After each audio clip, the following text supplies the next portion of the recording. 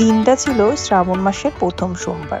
তাই আগের দিন আমরা চলে গেছিলাম হাওড়ার মল্লিক বাজার ফ্লাওয়ার মার্কেটে ফুল নিয়ে আসতে আমাদের মন্দিরটাকে সাজাবো বলে। এইবার আমরা সব ফুল টুল কিনে নিয়ে বাড়ি এসেছি এবং রাত্রিবেলা দাদারাও চলে এসেছিল আমাদের মন্দিরটা সাজাতে। দেখো দাদারা এখন সাজাচ্ছে আমাদের মন্দিরটা, কি সুন্দর লাগছে, আমি তো অবাক হয়ে গেছি।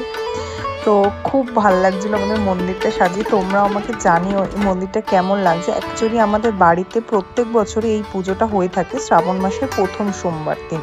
তো এর পরের দিন আমি সকালবেলা রেডি টেডি হয়ে স্নান টান করে নিয়েছিলাম পুজোর জোগাড়ের জন্য। এরপর ঠাকুরমশাইও চলে এসেছিল, ওরাও জোগাড় করছে এবং আমিও হাতে হাতে নৌপিত্তটা একটু সাজিয়ে টাজিয়ে দিলাম। এবার দেখো সকালবেলার লুকটা কেমন লাগছে। তো এরপর আমি আবার একটুখানি দেখতে গেলাম যে রান্নার ওদিকের আইটেম কি কি হচ্ছিল, সব ঠিকঠাক হচ্ছে কিনা। তো তারপরে শুরু হয়ে গেছিলো মুষলধারে বৃষ্টি। তো আমি আর সৌরভ তখন খেতে বসে পড়েছিলাম, কেউ খুব একটা দুপুরে আসতে পারেনি, সবাই রাত্রিবেলায় বেশিরভাগ এসেছিলো। এইভাবেই আমাদের দিনটা কাটলো। কেমন লাগলো জানিয়ে।